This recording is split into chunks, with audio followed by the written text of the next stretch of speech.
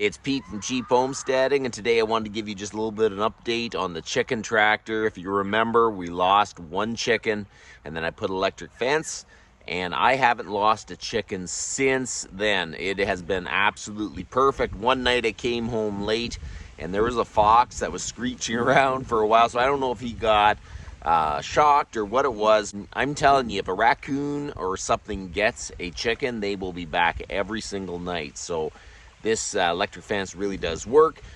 I've never had much luck with just leaving things out without having electric fences where I live. There's just too many animals around, and next thing you know, you lost the chickens. I just wanted to give you guys a little bit of an update. The electric fence is what really did it for the chicken tractor, so I'll show you. Chickens are going to the processor tomorrow, and they have really grown, and the electric fence, just that simple electric fence, really did work good. So there you go. And you guys have a great day.